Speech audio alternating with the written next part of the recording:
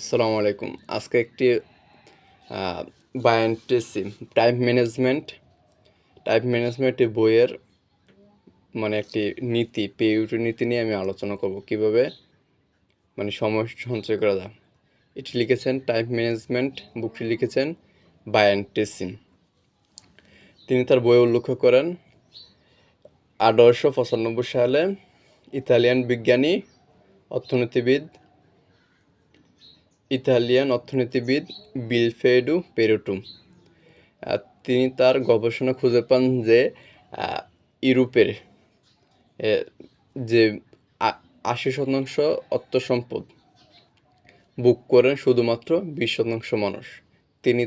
এটাকে তিনি 80/20 সূত্র নামে প্রতিষ্ঠা করেছেন। তো এবার আমরা জানব এটা শুধু ওই ক্ষেত্রে না, পেশাগত, ব্যক্তিগত, পড়াশোনা যে কোনো কাজের ক্ষেত্রে এটা সমর্থনযোগ্য।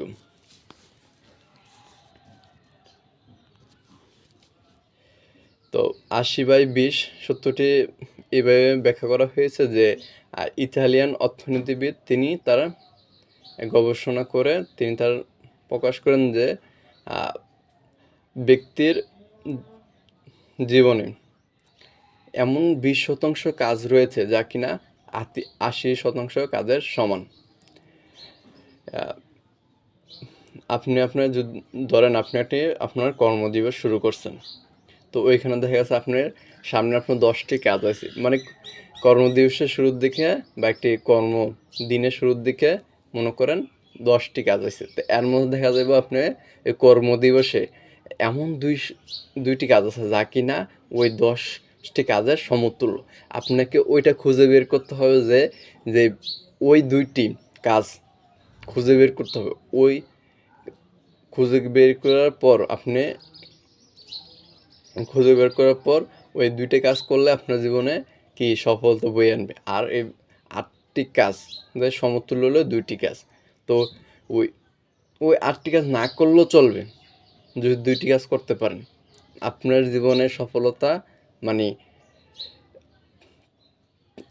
সফলতা কোনো বাধা হয়ে দাঁড়াবে না। ওই 8টি কাজ, ওই 2টি কাজে আপনার জীবনের সফলতা নির্ভর করবে।